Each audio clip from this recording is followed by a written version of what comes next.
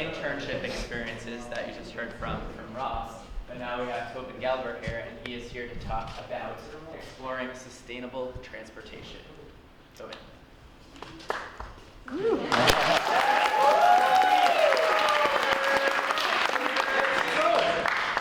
Hello everybody, and thank you for coming to my presentation on exploring sustainable transportation, and more particularly electric vehicles. Now, at the beginning of my CAPS journey, I had a vision. And my vision was to be able to build my very own electric vehicle, ride around town on it, and be able to reduce my own carbon footprint. Now, this vehicle would be in the form of an electric moped. And in addition to this project, I wanted to research how good are electric vehicles? Are there any benefits to them? And that's kind of my first topic. What's so terrible about gas vehicles anyway? You may be wondering this because there are millions of them on the road right now. And if they were so bad, wouldn't the government just ban them or something? Well, part of the problem with gas vehicles is that there are millions of them on the road right now. This is creating millions and millions of pounds of CO2 being released into the environment, which accelerates the impacts and disasters of climate change. Now, the transportation industry produces about 27% of the United States' total emissions. And with personal transportation being the largest part of the transportation industry, if we are able to reduce the emissions from our personal cars, we can have a large impact on the United States' overall transportation. For every gallon of gasoline burned, 18 pounds of CO2 is produced. And you may be wondering, well, a gallon only weighs 8 or 9 pounds. How is more coming out than what's going in? Well, with how a car works in the combustion chamber, the carbon combines with 2 particles of oxygen. And so this doubles the weight of the gasoline going in. And so I wanted to refine my question, and I began researching, are electric vehicles actually cheaper and better for the environment? Based on the New England setting, because I wanted something that would actually have results and affect my own life, and I'm assuming many of yours. And at first, what really intrigued me is that this is a very big debate going on. There is no really for sure answers, and there are many arguments on both sides of it. The main concern that people against electric vehicles have is that the production costs and energy that goes into it is too high and is just too large and it outweighs any benefits you might gain from driving the electric vehicles over gas. One such person who has this concern is a man named Ozzie Zenner, a visiting scholar at Northwestern University and author of Green Illusions in the article Unclean at Any Speed, which is a critique of current electric vehicles. And I was lucky enough to have an interview with Ozzie. I learned all about where he's coming from and his concerns with electric vehicles. Additionally, the electricity grid is responsible for 29% of the United States' emissions, while the transportation sector, again, as I said, is at 27%. And so if electric vehicles are worse, then we would just be growing the electricity sector in terms of emissions and not really having much impact on the transportation sector. And this actually may be harmful if society moves to electric vehicles. And so with all these factors in mind, I knew that coming up with an answer to this question was no small feat. As Mark Watney from The Martian says, I knew I had to science this shit out. And so I started breaking the question down. And I wanted a full view of what's going on. So I decided to use a style of analysis called a lifetime analysis, or a cradle-to-grave analysis. This looks at the product's full effects from its production through its use and whatever happens afterward. And really, when it comes down to it, it's all about efficiency. Electric vehicles tend to be around 63% efficient from the electricity that goes into the energy that comes out through mechanical energy at the wheels, while gas vehicles are only about 17 to 20% efficient.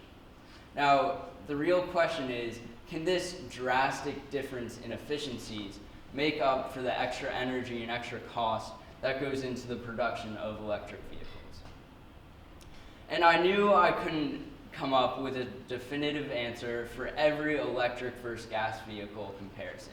There are just way too many factors, and so I decided to use an analysis strategy called a sample analysis. I compared the very common electric vehicle, the Nissan Leaf, to its equivalent gas vehicle, the Kia Forte 5. And this gas vehicle was found based on size, capacities, driving performances, and features to make sure that they're extremely similar cars and of the same value. And first, I did my cost analysis. I found the initial upfront cost to purchase both vehicles in making sure that they were the same model and had the same feature packages to make sure that they're the same value. And then based on the prices of the New England electricity grid and local average gas prices, I found how much it would cost to drive the vehicle over an 166-mile lifetime, which is what I researched to be the average lifetime of cars these days. And then because Nissan only guarantees their batteries for 100,000 miles, I had to factor in the extra portion of batteries that you would need to make sure and ensure that the vehicle could last 166,000 miles. And that is seen in the prorated battery costs. And when these numbers are all totaled up, the electric vehicle does turn out to be more expensive. However, currently, because the electric vehicle industry is minuscule compared to the gas vehicle industry, there are state and federal tax incentives that will take a total of $10,000 off of what you owe the government in taxes around tax season. And so the electric vehicle turns out to be about $3,000 cheaper. Next, I moved on to the environmental analysis. And while there are other particulates that affect the environment other than CO2, our main concern these days is CO2, and that's mainly what's being produced. And so I found the energy that it takes to build and produce both vehicles. And then because the electric vehicle does indeed take more energy to produce, I found the factory where the Nissan Leaf is produced, which is in Tennessee. And based on the Tennessee electricity grid, I found how much extra CO2 would be produced from the Nissan Leaf. I then added up the CO2 from driving both vehicles over that 166,000 mile lifetime, the electric vehicle running off of strictly the New England electricity grid, and the gas vehicle running off gasoline, obviously. And the results are quite astounding. Now, when all of these CO2 emissions are totaled up, it's a dramatic difference. 122,000 to about 36,000. And this is a ratio of about 3.39 to 1, gas to electric, which means that you could drive 3 electric vehicles and still be producing less CO2 than if you drove 1 gas vehicle over that 166,000 mile lifetime. And this doesn't even account for if the homeowner of an electric vehicle has solar panels. Because solar can pay for itself both with the energy and cost that it takes to put the solar panels on the roof, and the energy and cost of driving the electric vehicle over 166,000 miles, the cost and the energy and pollution from driving the electric vehicle would go down to zero, further giving an advantage to the electric vehicle.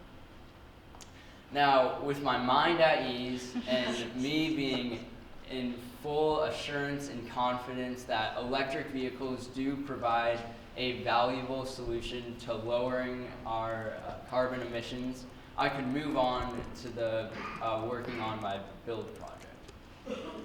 And with this build project, there are a couple main design challenges. Now, an electric vehicle is very similar in function to a battery-powered drill. You have the energy source, or the battery. You have the speed controller, which has electronics in here, and then you have the drive system. For both technologies, you need enough energy to last whatever job you need to do, and you need the drill or the car to be powerful enough for the drill through the material that you need to go through, and for the electric car to get up to the maximum speed that you need to be able to reach. And so, with these design challenges in mind, I did experiments and did different analyses to try and figure out what batteries and what motor I would need for this moped. And one of the main tools that I used to help out with my experience and help out with the build project was to finish a project that I had built the body of last year, an electric go-kart. Now, this year I finished up all the electrical engineering and actually got it running, which was extremely exciting.